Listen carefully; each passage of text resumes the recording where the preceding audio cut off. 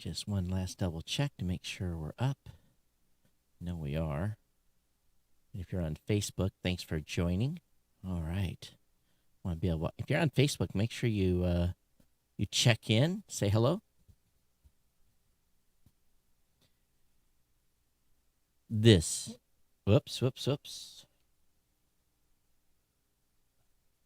Almost a major catastrophe with not recording. This is Geek News Central. My name is Todd Cochran, coming to you from the new media production studio. In the stories tonight, $100 billion in electric vehicle rebates. Earth is being entombed, yes, entombed by dead satellites. T-Mobile has brought out all the guns, and they're going after our internet service providers. And Wix is on a campaign to trash WordPress. I want to welcome you to episode 1519 of the Geek News Central podcast for Thursday, April 8th. This show is sponsored in part by GoDaddy.com and listeners just like you. Great deals from GoDaddy can be found at geeknewscentral.com/GoDaddy. You can support this show today at geeknewscentral.com/insider. Hey, I want to give a warm welcome to all the new listeners. Thanks for being here. Thanks for checking the show out. And, of course, I want you to make sure you get over to geeknewscentral.com. Check out all the great content on the website. The writers have been very, very busy over there over the past couple of days. And I've got a mouse that is like, okay, yes, you can move. Come over to geeknewscentral.com. Get, really, what you want to do is get subscribed to the podcast, and right there on the right-hand column of the website. And you want to check out the newsletter as well while you're on the website. That'll get you all the way linked up with us. And, of course, you can join our chat room at geeknews.chat. That's a Mastodon chat server, or our Discord channel, linked at geeknewscentral.com on the show notes. And today I'm trying Clubhouse out as a one-way transmission path. So if you're on Clubhouse, you can actually listen in on Clubhouse as well. You can contact me very simply via email, geeknews@gmail.com, geeknews@gmail.com. Or, of course, you can follow me on Twitter at geeknews. And, of course, follow me on Facebook.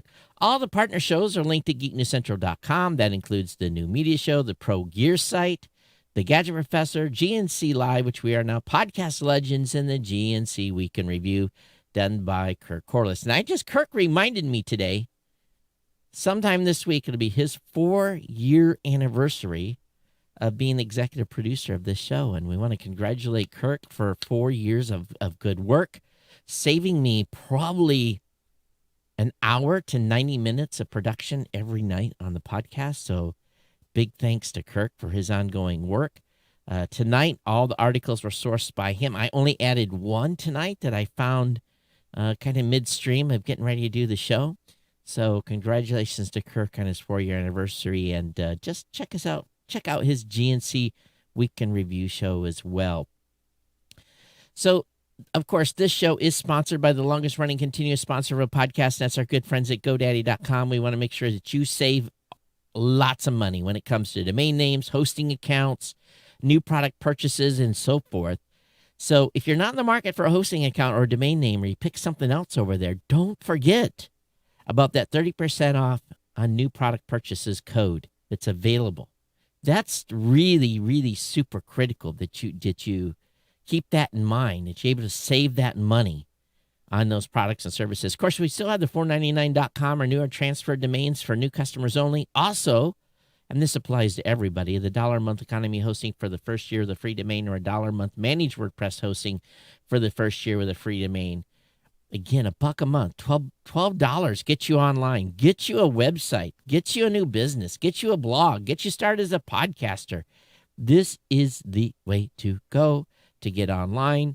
And again, definitely when you pick out that package, you're going to get that $12 for the first year, but make sure you kind of do a little check and see what year 2, year 3 is going to cost you in the product or service that you pick out.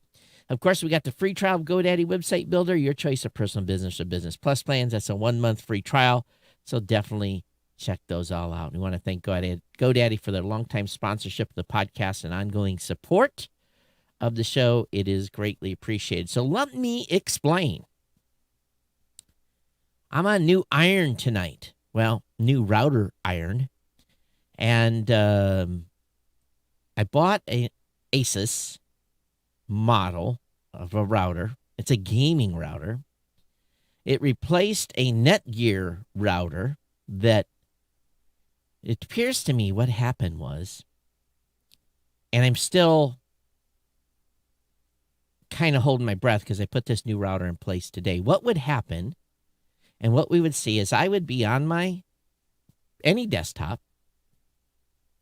and I would type in a domain name and I would hit enter and the web page would just like stall.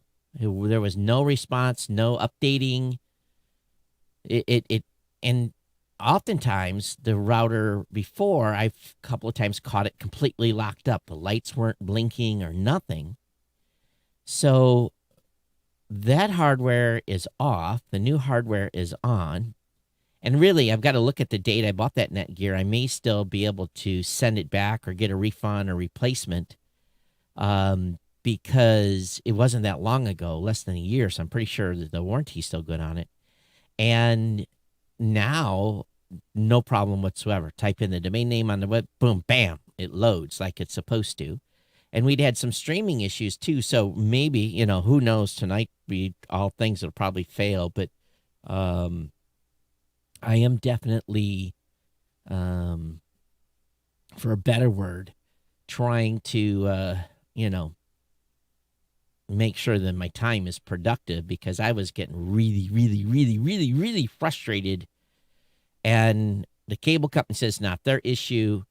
It was a pretty easy switch out. I plugged it in, got it connected to the modem, used the same passwords and Wi-Fi names, basically did that configuration the same, let it get up and running. I did a couple of updates. I went through and changed the IP scheme because it was using 192.168.50.1, and that's not what I use here. And rebooted it a couple more times, and probably 15 minutes, I was plugging the 4 of the LAN cables into it, and everything came back online. 31 devices reconnected, and I couldn't believe it. I said, wow, there's 31 devices. I started walking through counting. And every camera that's in here has an IP address, so they add up pretty fast.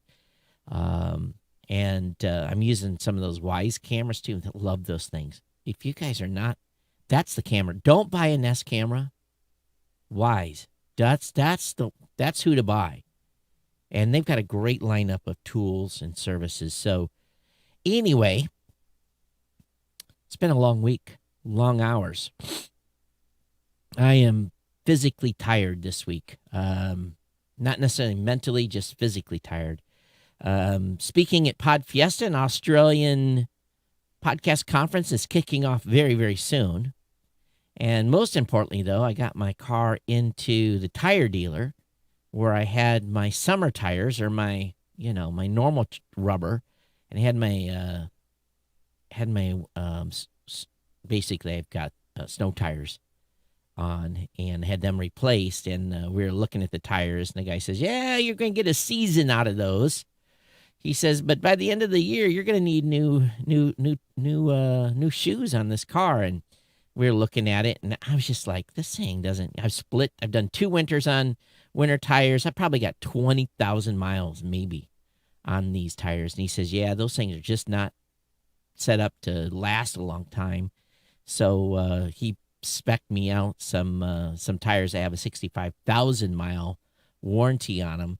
And I know a lot of that doesn't really make much sense, but I tell you, any cars, and this is the car I bought, the Ford Edge, and when tires don't last you 25,000 miles, something's wrong. And the replacement cost, if I went with the Pirellis that are on there, oh my God.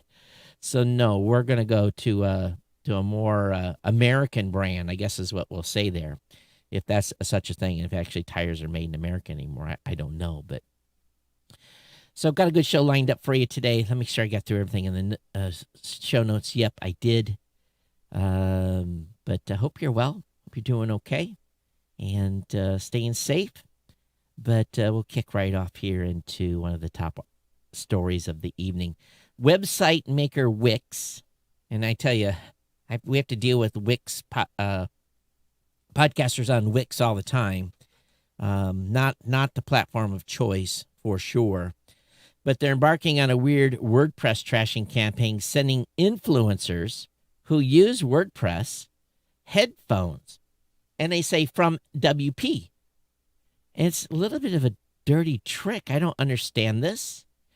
WordPress has 64.7% market share worldwide and used in some measure by 40.9% of active websites. Wix, by contrast, has 2.4% market share, though that is enough to place it fifth behind Squarespace, but above Drupal. So I wish I would have been one of these influencers, because they sent them Bose 700 headphones.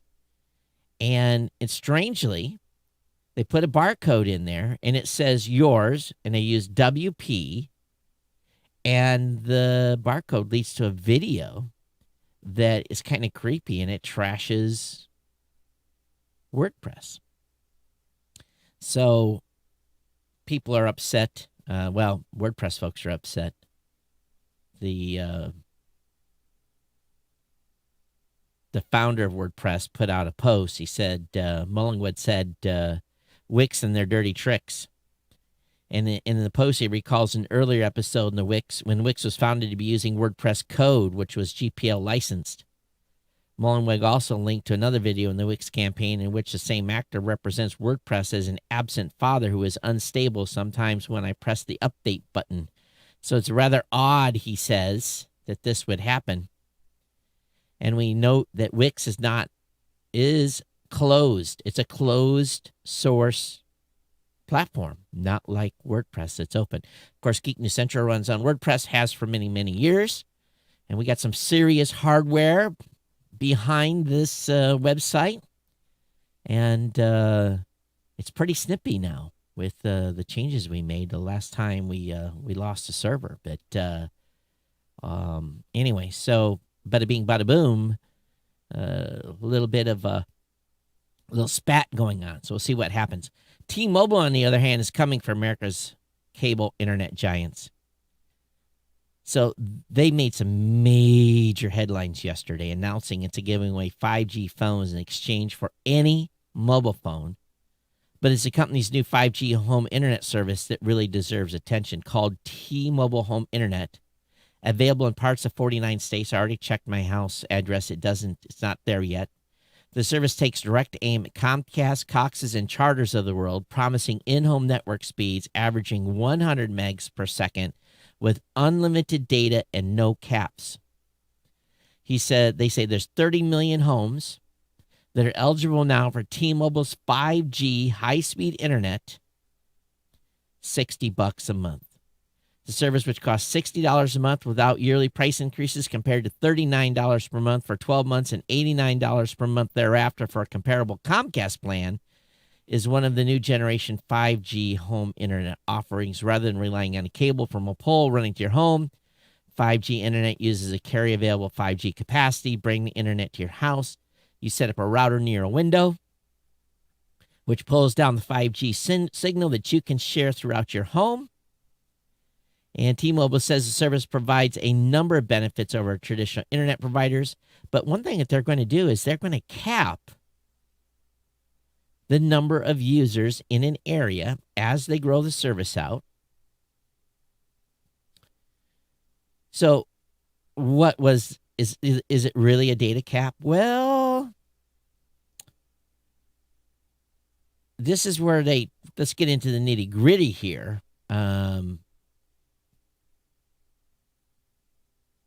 The cost of growing your cap. See, T-Mobile says a service provides a traditional internet. T-Mobile doesn't have any caps, which is a controversial strategy from internet providers in which they charge a consumer fee exceeding a present amount of data download or upload each month. We know that many cable providers do that. So if that's the case, and they are actually going to have no data caps, this is big. Now, I haven't seen a 5G signal on my T-Mobile phone yet, but this is big. This is big. If they're able to roll this out in rural areas, which I'm questionable, this could give Elon and company a run for the money. So I'm we'll see. We'll see what happens. But for $60 a month for 100 megs, for those of us that don't have any connectivity, or 12, it was my internet was stuttering last night. It was horrible. Every 60 seconds YouTube video was going around and around a circle. I mean, it just sucked. So I worked on paperwork last night. I had it sucked. It just sucked. So come on, Elon. Come on, T-Mobile. Let's go. And by the way, SpaceX launched 60 more satellites yesterday. Got them up, deployed them. They're doing about a launch a week. It's really an incredible pace. Great story over on Engadget. One, I normally skim these articles, but this is one I read from beginning to end. And the entitlement of this article is, we're entombing the Earth in an impenetrable shell of dead satellites. Of course, we know that Sputnik, launched in 1957, marked the first time that man put an object over the Earth. But in the 64 years since, today more than 3,000 satellites circle the Earth, and they're joined by millions of pieces of space debris, such as bits of broken satellites, discarded rocket parts, and flecks of spacecraft paint. NASA estimates there are around 6,000 tons of debris in low Earth orbit alone. The orbital refuse doesn't just create a nav hazard for astronauts, it also reflects sunlight down the street. That's what's going to happen. At some point, there's going to be a hole punched through an spacecraft. It's just going to happen at some point. There's no way really to avoid it. Even more concerning, researchers expect the amount of debris in orbit to increase by an order of magnitude over the next decade as mega constellations of internet beaming mini satellites like SpaceX Starlink program really takes off. So this just goes on and on. It talks about, it's really addressing the astronomers and the challenges they're going to have. So definitely a good read. Link will be up in the show notes. You definitely want to check it out. But probably what I would consider probably the article of the night. Now, we all have heard about this $2.2 trillion spending plan. It's not the budget. This 2.2 supplemental spending plan that is going to be used, $2.25 trillion, with about $200 billion in it after going into true infrastructure. But there's $100 billion in it for $100 billion. Yes, $100 billion in electric vehicle rebates.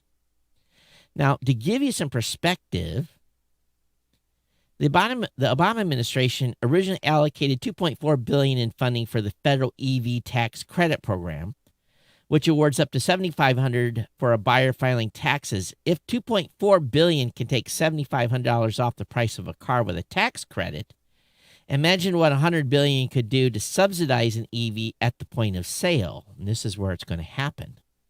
They're talking about an incentive at the point of sale. GM and Tesla are pretty happy about this because guess what? Those automakers no longer qualify for EV tax credits from the feds after surpassing the credit threshold in 2020 and 2019. There's not a lot of details about this, but I am sure it will continue to trickle. $100 billion? Think about that. That's a big number. You go to the car dealer and there's a, $45,000. What is it? What is the base cost of one of the basic Tesla cars? 35, 45? I know the high-end models are really, really expensive, or you go to Toyota or whoever, their price of those vehicles are not much cheaper than their gas-born cousins. And let's say they give each person $10,000. Let's say you get a $10,000 instant rebate on the price of the vehicle. The thing's 45, it goes down to 35. You put 10 down, you're at 25. That's a much, much lower car payment. So we will see what the government does here. But if I, knowing how things are going right now, if I was in the market for electric vehicle, I would pause. I would wait. There would be no way I would trade, sell, or buy an EV right now. I would wait. Because if they get $100 billion as compared to the $2.4 billion in the old program, happy days. Well, who's going to pay for that, right? You do realize it's the taxpayers. So you are a taxpayer. So if you want to, whatever this rebate is going to be, let's be kind of honest here. $100 billion, that's from printing money, but at some point it's going to have to be paid for. So, or the 2.2 trillion or whatever it is. But that $100 billion, I might just go buy an electric vehicle out of spite. To be honest with you. But we'll see what kind of, the thing is the range. The range is just the thing. The thing is the range. Rural America, it just doesn't work so good. You live in a big city, probably no sweat. Like I've told you, I can't even tell you where any EV charging stations are in this town. I'm sure there are some. I know where some Tesla ones are about 20 miles away, but I've never seen an EV charging station just rolling into any parking lot in this town. General Motors has idled more North American plants as chip shortage drags on. So this is bad. This is going on. This is bad for everybody. And actually, I think I told you this. I came out of Jimmy John's the other day, getting some lunch or somewhere, and I pulled into the Ford dealership just to drive through the parking lot because it looked funny to me. And there was like 3 F-150s. That was it. And they had some other small mini cars off the side. They had no inventory. None. So, but GM has indicated that 8 assembly plants are affected by the temporary closure. And it's all about chip shortages, semiconductor chips. Because guess who makes the chips? The Chinese. So as global chip shortages dragged on, automakers including GM and Ford have had to idle plants and shuffle resources to the production of higher margin vehicles like SUVs. GM told TechCrunch that it has not taken downtime or reduced shift at any of its full-size truck or full-size SUV plants. It's also prompted automaker to build vehicles without specific parts. For instance, GM said last month that certain pickups would be produced without a fuel management module, a device that will prevent these vehicles from achieving top fuel economy performance. Automakers have all issued guidance on how the shortage will affect financial results. Ford has said if the semiconductor shortage scenario is extended through the first half of 2021, the shortage could lower its earnings between $1 and $2.5 billion net of cost recoveries and some production makeup in the second half of the year. Wow. That's a big number. The automotive industry, and this is on top of all the COVID stuff that's been going on, and probably they're already talking heavy lockdowns again in my state. That's being rumored because we're top 4 in new infections. They're talking about complete restaurant shut. I mean, it's like crazy what they're talking about doing again. So, haven't they learned? What they should do again, if they proceed on this madness to shut everything down again in this state, they need to shut down Walmart. They need to stop Amazon deliveries. They need to shut down Myers. All of them, everything, shut it all down. And then we'll see what people do. But, oh, no, we can't do that. Can't let the big boxes make any money. But we're going to screw the small. If I was a small business owner, I think I would put a soda. I would carry milk, bread. I would just have in my store, I would have milk and bread and just some essential shopping stuff in my bread. So when they told me I had to shut down, it's like, hey, I'm essential. I have milk and bread for sale. You can't close me. I think if I was a shoe store, I'd sell milk and bread, essential stuff. That's what I would do, I think. Public vote counting starts for Amazon Union Drive in Alabama. And so far, an early ballot counts, it appears that they're winning. So we'll see what happens. So 3,200 to 5,800 workers at BHM1, again, a fulfillment center in Bessemer, Alabama. This particular fulfillment center opened in March of last year.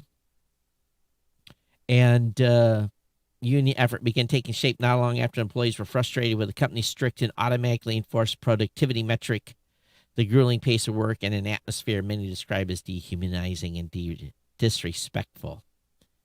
So, and of course, Amazon has fought unionization, so we'll see what happens. Hey, again, if you're watching live, make sure you check in and say hello. Hi, Liz. Thanks for watching the show tonight. Verizon is recalling 2.5 million hotspots that could overheat and cause burn or fire damage. The Consumer Protection Safety Commission says the device's batteries are the source of the overheating. So it's the Ellipsis Jetpack Model hotspot. So the ELLIPSIS Jetpack models MHS900L, MHS900LS, and the MHS900LPP were imported by Franklin Wireless Corp and sold between April 2017 and March of this year. It's the round one. I don't have the... wait a minute. Wait for the screen to catch up here. Come on. There we go. It's a round one. That's what it kind of looks like. It's not a square one. So they're going to recall 1.3 million of these devices, which is pretty crazy. So anyway, if you've got one of these Verizon hotspots, please be aware of that recall effort and get yourself a new one before it burns your house down. Hey, of course, I want to welcome everyone on Twitter, on Twitch, on Facebook, and on YouTube Live. And, of course, we've got one guest in Clubhouse. So this is just a live recording of the Geek News Central podcast. Thanks for joining in. You can watch the show live at live.geeknewscentral.com, live.geeknewscentral.com. Hey, hackers scrapped data from 500 million LinkedIn users. Here we go again. About 2/3 of the platform's universe and have posted it for sale online. LinkedIn says it's investigating and confirmed that the data set includes scraped data from the site. The news comes after personal data from 533 million Facebook users were also found to be exposed and made publicly available. So what did they get? The posted data set appears to include publicly available information scraped from LinkedIn, but data aggregated from other websites or companies. So maybe it's not logins and stuff. But, data includes account IDs, full name, email addresses, phone numbers, workplace information, genders, and links to other social media accounts. Most of that is pretty public. So I guess they didn't get the password. So anyway, that's where we're at on another hack or scrape or whatever the data is here. It said scrape data, not hack data. So Rocket Lab down in New Zealand. Of course, Rocket Lab is looking to be the next reusable rocket launch platform. And they're using a parachute right now to bring it in and land it in the water, then recover the rocket. They're getting ready to do another launch here. But they just did a test as well where they took the first stage to 8,000 feet, dropped it with a drug chute, and then opened up it almost looked as if it was the same type of parachute that paragliders use, and then they hooked that with another helicopter and took it back to base. So very, very cool. When it comes to parachutes and cloth and ropes and bungee cords or whatever else they're using this thing, in a helicopter, it's I want that hook to be way, way, way under the helicopter. I don't want to get any of that material near a helicopter prop because that could end up in a bad way. But anyway, Rocket Lab continues to make their moves. Imagine you have went and bought yourself your dream car. You went and bought a Tesla. You paid cash for it. You did the payment through an ACH transfer from your bank. So you dump $35, $45, $65, $100,000 from your savings or checking account, only a few days later to have them hit it again. They had a double billing problem. The owners affected by large paid for their vehicles in full via ACH transfers, and it seems the problem stemmed from a bug in the wire transfer. So they got paid twice. Well, I guess the money has come back. Just imagine you're paying for a car twice. And for the inconvenience, Tesla has issued a $200 coupon that you can use in the company's online store. So I think they sell the Tesla online store. I think they sell those flamethrowers. So maybe a good opportunity to put one of those to use. But I think a lot of people's bank accounts probably bounced. I don't know about you, but I don't have that kind of money in a bank account. 4 ways to scan for viruses without buying antivirus software. First of all, why? There's some methods to scan your computers for malicious programs without using any third-party antivirus software, but should you? MakeUseOf.com has some instructions on how to do this. Of course, looking for symptoms, looking at unusual activity in your task manager. Use the built-in Windows Defender for you Windows users. Use the command prompt to run some tools, but you really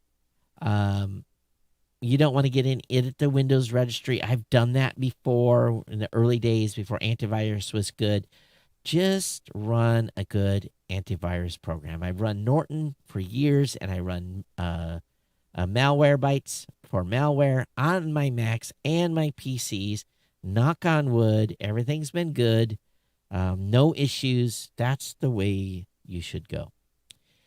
The United States restricts 7 Chinese supercomputing entities over national security concerns. Listen to this. Again, the United States has restricted 7 Chinese supercomputing entities over national securities. The restrictions come because of worry supercomputers could be used in the development of weapons of mass destruction and more.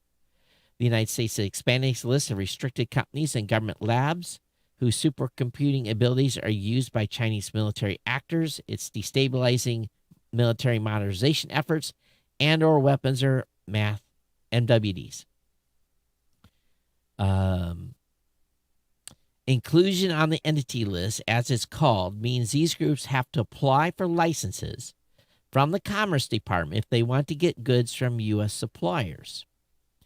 The additions on the list are, I'm not going to go through and read these, but the Chinese embassy in Washington, D.C. did not respond to a request for comment, but they have been threatening President Biden here recently on some things. They said, if you pull out of the Olympics, which they are hinting that they may do, they said you will pay a heavy price.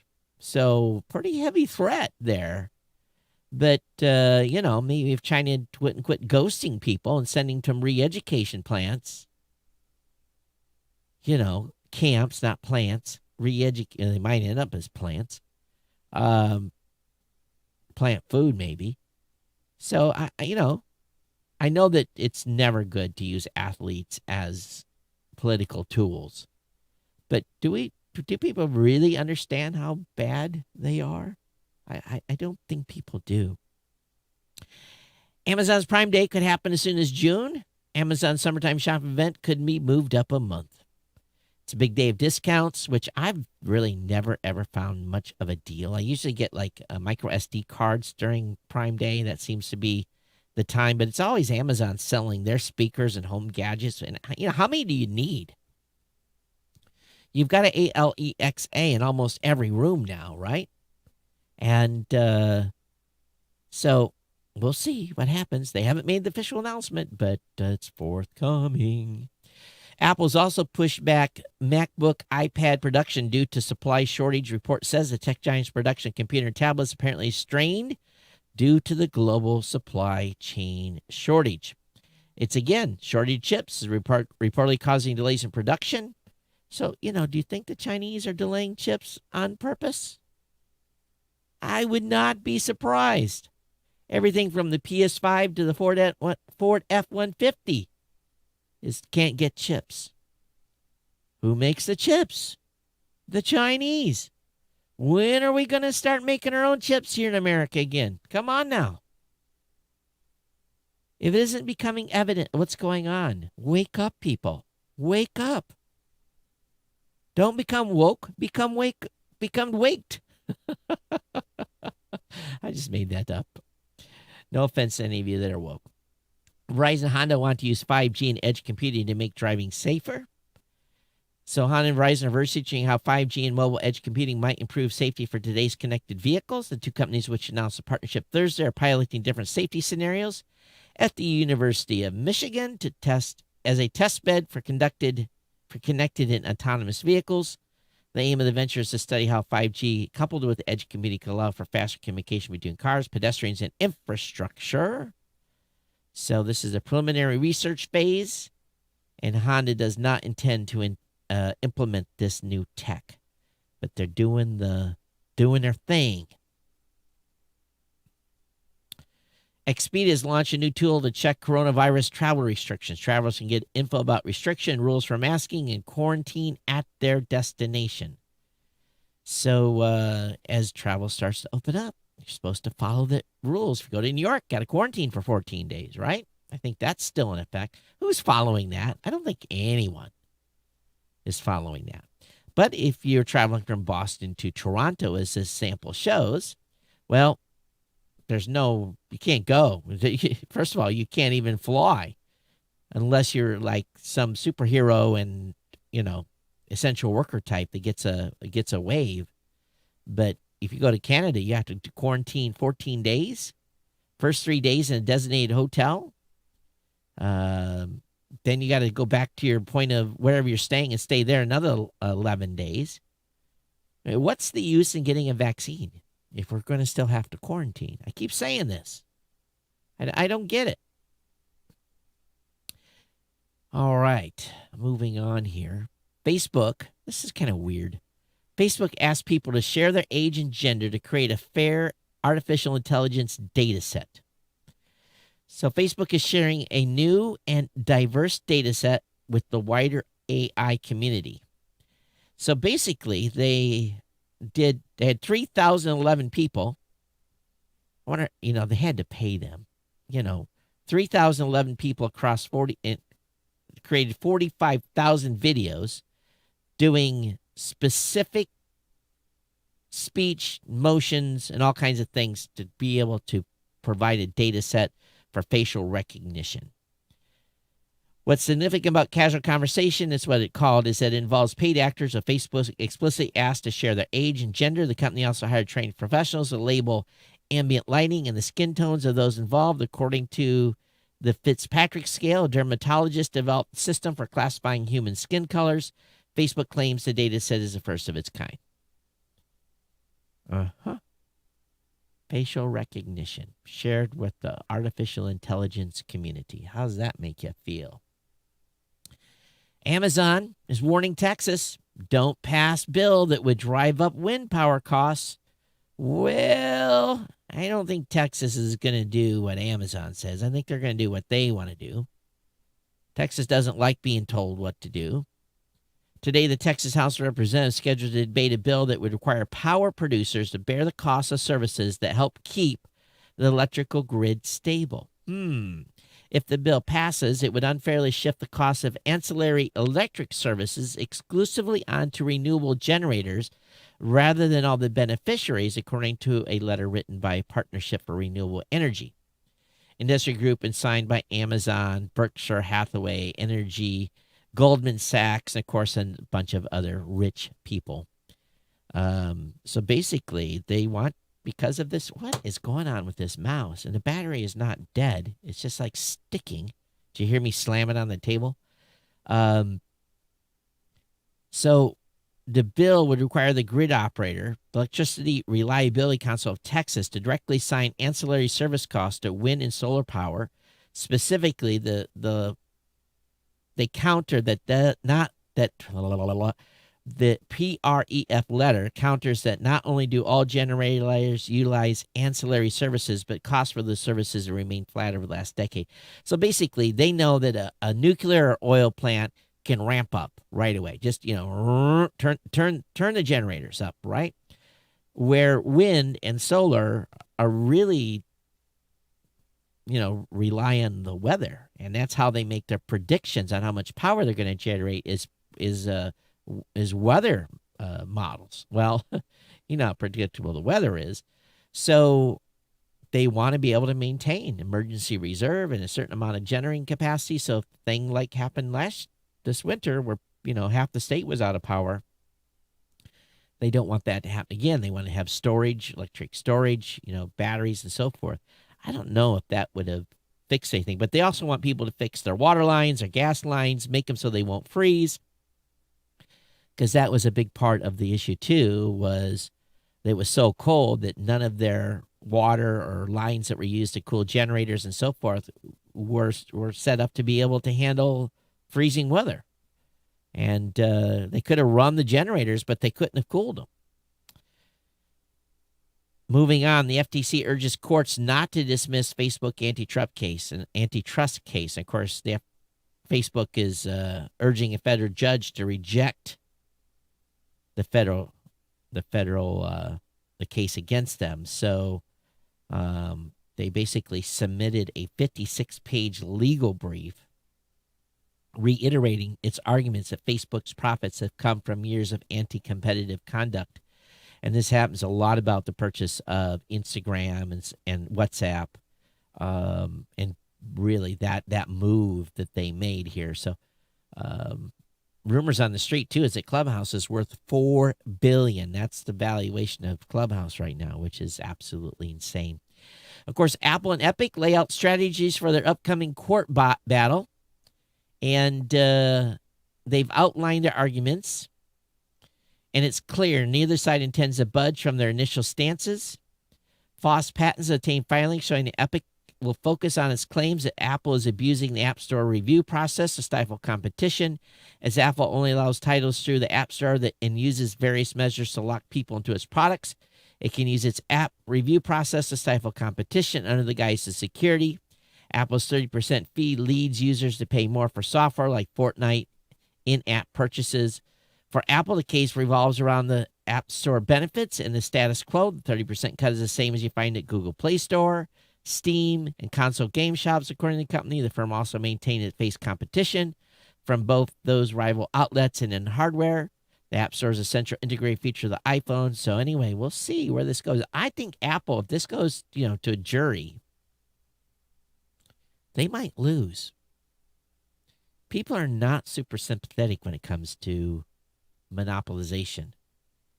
We'll see where this leads. I'm predicting that Epic might win this, and I know nothing besides what I've told you here. But we'll see. I guess it's all jury selection is always the key, right?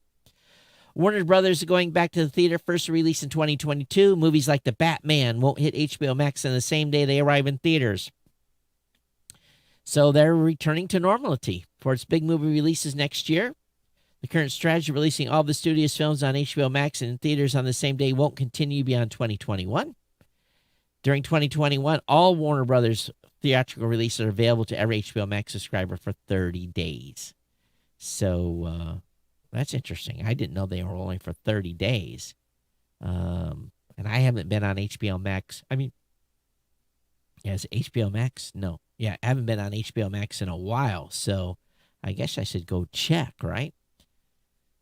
Amazon's Luna 720p streams help you play with poor connectivity. So if you play the games on Luna and you have an issue with bandwidth, they can reduce data consumption by going to 720p model and also increase maybe your response time. Hey, I got the chance to review Voyagers.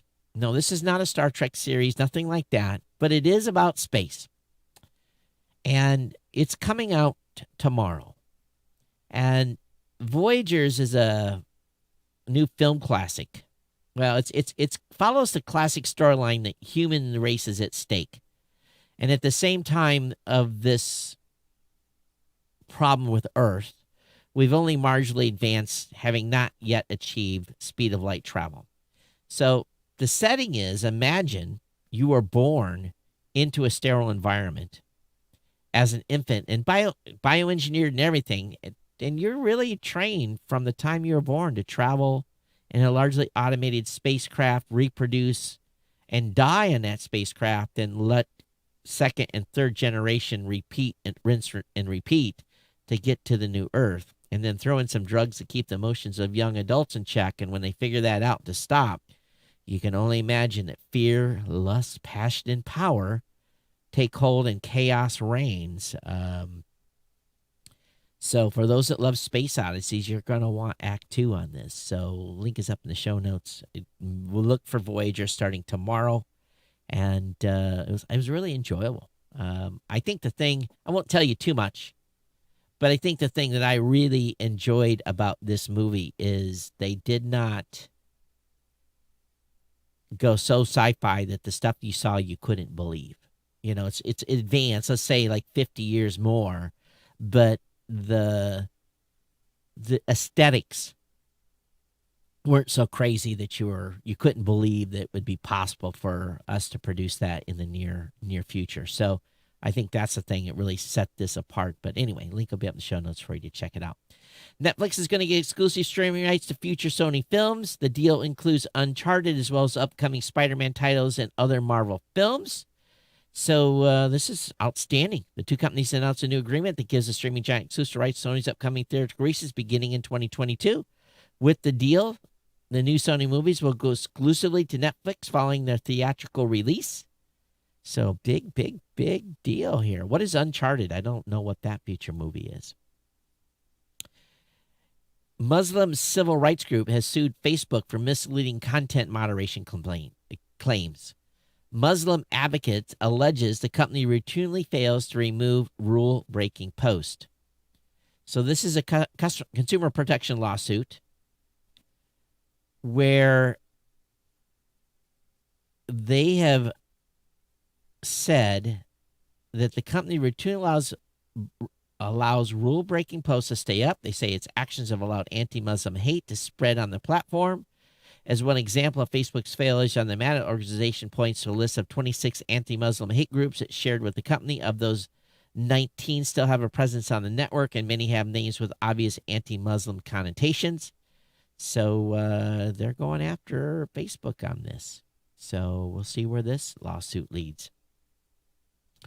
Discovery Plus is the latest streaming service to land on Comcast Xfinity set-top boxes. So if you've got one, it's available on Flex now, and it's coming to X1 boxes soon. The Google I.O. event returns in May, virtually and free for the first time. This is awesome. So the virtual event is set to take place May 18th to the 20th. Google's followed in the footsteps of Microsoft and Apple in holding its biggest developer event virtually this year. And it will be free to attend. These are usually very expensive. When I send my dev team to the Amazon event, it's like $2,000 each to go, or $2,400. It's crazy expensive. So you'll be able to get some education on if you've got the opportunity to attend virtually. Atari has announced a new blockchain bureau to explore crypto and more. The company will still develop its gaming division alongside exploring new cryptocurrency ventures. And but they're getting into blockchain? That's a little bit weird. But who knows? They may be launching its own crypto casino. It's all kinds of weird stuff what's going on here. So people are looking to cash in on this cryptocurrency stuff. Facebook hopes tiny labels on posts will stop users confusing satire with reality. Boy, I tell you, people cannot take a joke on Facebook. You can't say anything funny. Can't put an emoji on there. So they're trying to label posts that are of satire as satire, so people won't flip out. Have we gone to the point where we don't understand satire? As an example, future mayor of the year, I'll say anything to get elected. Just try it. Tell me what to say here in the comments, and I'll repeat it in my speech tomorrow at City Hall. Yes, satire. So, and there's a whole bunch of hate emojis on that post. So it goes to figure. And yes, they labeled it as satire. Boston Dynamics spot the robot tested in combat training with the French Army. Boy, I'd love to see that video. The exercise aimed to get students thinking about robots might be deployed in future combat situations. We need them as door kickers, really. The students designed 3 offensive and defensive missions with Spot used primarily for reconnaissance. The scenarios were performed by students first without and then with the aid of the robots. Other bots deployed were a remote-controlled tank-like vehicle called Optio X-20, armed with a cannon and a Barracuda. What is that? An armor-plated wheeled drone designed to provide cover to advancing soldiers. So, Boston Dynamics coming to a combat situation near you. Lenovo's new gaming phone has a 720 hertz touch response rate. I guess that is pretty exciting. It calls octa triggers. It can really, so that must mean it can really detect stuff. I don't know. So those of you that are gamers on phones, definitely link will be in the show notes for you to review. Best Buy's $200 Amazon Prime rival offers tech support and free installs. The membership service is still in beta, but will be available in 60 stores by the end of April. This $200 membership program meant to rival Amazon Prime and Walmart's own take on subscription service called Best Buy Beta. And while it's a lot more expensive than a year of Prime, it offers perks that focus on providing services to customers who have a bunch of electronics in their homes. Members will enjoy unlimited Geek Squad tech support on all tech. Oh my gosh, I can hear it now. I can hear it now. This is what the next scam is going to be from out of Calcutta, India. All the scamming call centers are going to say, hey, this is the Geek Squad. This is the Geek Squad, and your $200 membership is due. Yes, it is. Pay us the $200 in Google Play cards, please. Facebook's experimenting with an app hotline. It's like Clubhouse with video. Well, it appears Facebook purchased Hotline a few years back and shelved it. Actually, they acquired it in 2017 and shut it down, but it's back. They're going to try to see if this thing will operate similar to Clubhouse and Twitter Spaces. Video and audio. So, hotline coming to a line near you. All right, everyone, this is going to bring me to the end. I want to check email and see if I had any email that come in because I failed to do that on the last show. Where am I at for time? I'm doing good. Let's see here. Did I read this? Oh, Peter Stark. Yes, I'm sorry you're having trouble with unsubscribing from the newsletter with a email address you do not have access to and something like that. I'll see about getting you flipped around, okay? Definitely I haven't acted on that yet, but I'll try to take care of that tomorrow for you, okay? So, Peter, thanks for the heads up you're having trouble. All of those of you on the newsletter, there is an unsubscribe button on the bottom. But it appears because it's a Google Group newsletter, you still got to be able to have access to the Google Group account, I guess. And if you're having trouble unsubscribing, let me know. I'll remove you as well from the mailing list. Or if you want added, let me know as well. I'll be happy to do that. All right, I think that's going to bounce me out of here. And as always, don't forget about our sponsors. Definitely take care of GoDaddy. Get over there and get yourself a domain name or hosting account. $1 a month on the hosting accounts. Can't beat it. geeknewscentral.com/GoDaddy. For those of you that are insiders, I had a meeting with my team about some things going on with our private internal podcasting product. So I think if everything goes right, I'll be recording the first insider private podcast episode this coming weekend, and all of you will be getting your logins and email addresses and access to, if you want, those of you the insiders, you can go ahead and download the Blueberry private podcasting app. So you'll find it in both the Android and iOS stores, so that you'll have access to the content and you get your login credentials directly. But anyway, I think that's going to bring me to the end of the show. Geeknews@gmail.com, geeknews@gmail.com. I want to thank you all for being here. And I want to thank Domingo. I think it's Dominique that's come in to listen on Clubhouse. Again, it didn't take anybody from Clubhouse, because this was just going to be a replay on there, another distribution point. Continue to play around with Clubhouse. But anyway, thanks everyone for being here. I'll be back with you on Monday for a regular edition of the Geek News Central podcast. Get over to geeknewscentral.com. If you're not a subscriber already, subscribe and follow the show. We definitely appreciate it. And all of you that have been on all the different video distribution points, thank you for being here. I did want to check real quick on YouTube before I bounce. I think we're good there. But if you're on Twitch or Twitter, depending on where you're at, thanks for watching. Again, we'll see everybody on Monday. Everyone take care. We'll see you next time. Bye-bye.